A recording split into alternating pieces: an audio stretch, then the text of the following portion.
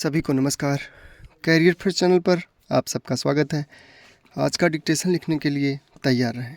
Ready, start. अध्यक्ष महोदय, राष्ट्रीय एकीकरण परिषद की समितियां सांप्रदायिक सद्भाव बढ़ाने के उपाय निकालने में सक्रिय रही हैं।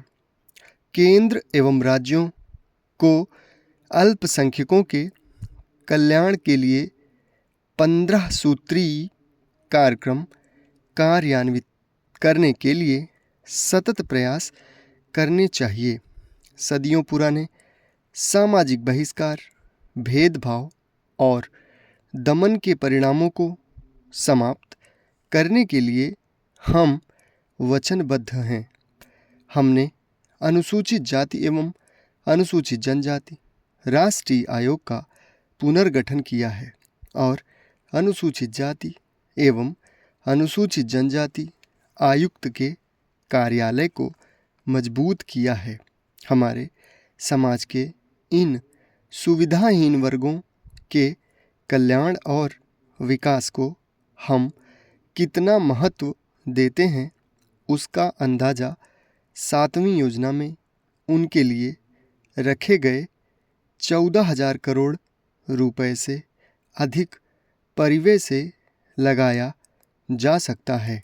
यह एक विशेष संतोष की बात है कि एकीकृत ग्रामीण विकास कार्यक्रम के अधीन इन दोनों श्रेणियों के 41% लोगों को लाभ पहुंचा, जो निर्धारित 30% के लक्ष्य से कहीं अधिक है।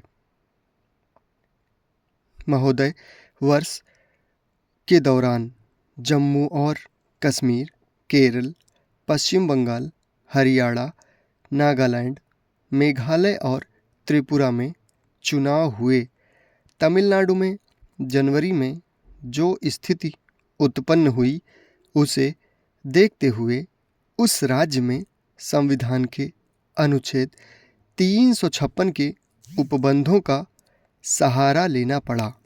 उस राज्य में जल्दी ही चुनाव कराने का प्रस्ताव है।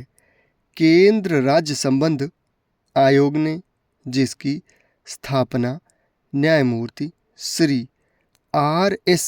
सरकारिया की अध्यक्षता में की गई थी, अपनी रिपोर्ट दे दी है।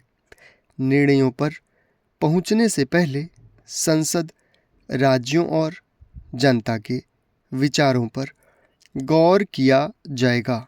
शिक्षा की राष्ट्रीय नीति आगामी पीढ़ियों के लिए हमारी धरोहर है और भविष्य के लिए हमारा मापदंड है। सबके लिए क्वालिटी शिक्षा राष्ट्रीय विकास की कुंजी है।